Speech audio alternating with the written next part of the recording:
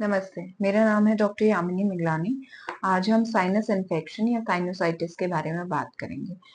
Sinuses basically spaces होते हैं हमारे फेस के अंदर और नेजल कैविटी के पास। तो जो मोस्ट कॉमन साइनसेस होते हैं जिनमें साइनोसाइटिस का रिस्क रहता है वो कौन से होते हैं? ये है हमारा फ्रंटल साइनस, ये है हमारा स्फेनॉइड साइनस, इथमॉइड साइनस और मैग्डिलरी साइनस।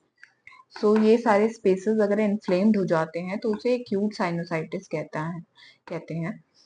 तो बेसिकली इसमें क्या रहता है, आपको फेस पे प्रेशर फील होगा, आपको हाई ग्रेड फीवर होगा, आपको कोल्ड जैसा लगेगा और स्टफी नोज होगी या रनी नोज होगी।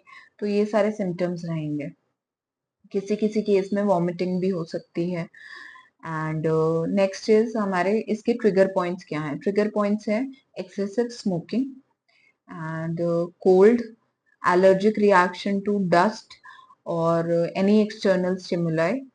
और इसमें होता है बेसिकली अगर आपको वायरल फीवर हुआ है तो भी साइनस इन्फेक्शन ट्रिगर हो सकता है। तो ये सारे बेसिकली ट्रिगर पॉइंट्स हैं।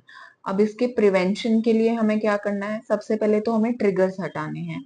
कुछ भी कोल्ड ड्रिंक्स, कैफीन, ये सब अवॉइड करना है अगर आपको एक्यूट या क्रॉनिक साइनोसाइटिस रहता है। तो एक्यूट मतलब एक्यूट हो गया कि अगर आपको फर्स्ट टाइम हुआ है और मतलब ज्यादा दिन के लिए लास्ट नहीं किया है, 5 to 7 डेज के बाद वो खत्म हो गया है।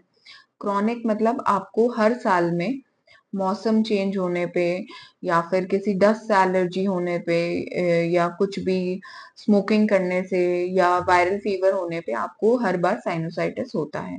मतलब एक साल में 3 से 4 बार अगर आपको साइनस इन्फेक्शन होता है तो उसे क्रॉनिक साइनोसाइटिस कहते हैं। अब इसमें प्रिवेंशन में हमें सबसे पहले ट्रिगर्स हटाने हैं सारे। फिर उसके बाद अगर आपको डस्ट वगैरह से एलर्जी है तो आपको हमेशा मास्क वेयर करना है पब्लिक एरियाज में। नेक्स्ट इज आपको ये कोल्ड ड्रिंक और ये सब जूसेस वगैरह आपको हटाने हैं। आप जितना प्लेंटी ऑफ वाटर लेंगे वो अच्छा होगा। वार्म कंप्रेसर कर सकते हैं इसके अंदर, वार्म कंप्रेसर हो गया। एंड आप ओवर द काउंटर मेडिकेशन ले सकते हैं, जैसे पीसीएम वगैरह हो गया। अगर आपको ज्यादा पेन हो रहा है आप स्टीम ले सकते हैं घर पे। या तो आप नॉर्मल वाटर से स्टीम ले सकते हैं या पानी में नमक डाल के भी आप स्टीम ले सकते हैं, जिससे साइनसेस ओपन हो जाते हैं। फिर इसके अंदर over the counter nasal sprays आते हैं जो कि साइनस का रिलीफ करते हैं। फिर एंटी हिस्टामिनिक मेडिकेशंस आती हैं और किसी किसी सिवियर केस में हम एंटीबायोटिक्स भी देते हैं।